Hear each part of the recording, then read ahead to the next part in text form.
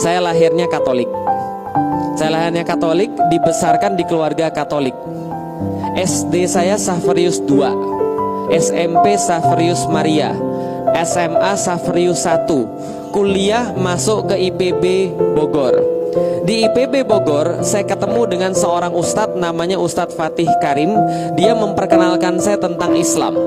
Awalnya dulu ketika SMP saya tuh beragama Katolik tapi pusing. Lah kenapa pusing? Nggak masuk akal Bapak Ibu sekalian. Kenapa nggak masuk akal? Saya pernah tanya sama pastor, Pastor asal kita ini dari mana sih? Dia bilang dari Tuhan pencipta semesta alam. Oh gitu. Kalau gitu pastor, Tuhan kita ada berapa sih? Pastor menjawab, Tuhan kita ada 3 di dalam satu di dalam 3, Bapa, Putra, dan Roh Kudus. Lalu saya tanya lagi, kenapa Tuhannya harus 3? Kenapa nggak 4? Kenapa nggak 5? Kalau 5 kan bisa buat Power Rangers. Kenapa Tuhan harus 3? Lalu kemudian pastornya bilang, karena memang itu doktrinnya, karena itu keyakinan kita, karena itu adalah kepercayaan kita. Tuhan itu 3 dalam 1 dalam 3. Lalu saya pusing, 3 dalam 1 dalam 3. Ini kayaknya susah. Lah kenapa? Kalau 3, ya 3 aja. Kalau 1, ya 1 aja. Lalu dia bilang, enggak, ini 3 artinya 3 ini 1 tapi ada 3. 3-3-nya tetap 1, 1-1-nya tidak dapat dipisah-pisahkan menjadi 3, tapi tetap 1, dan 1 tetap ada 3. Pusing atau bingung? Jadi Bapak Ibu ngerti kan apa yang saya rasakan ya?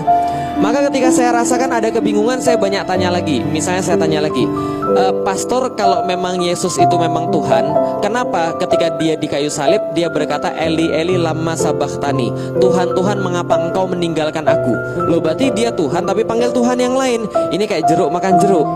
Lalu pastornya bilang, Lik, kamu jangan banyak mikir. Kalau kamu banyak mikir berarti kamu belum beriman. Karena beriman itu apa?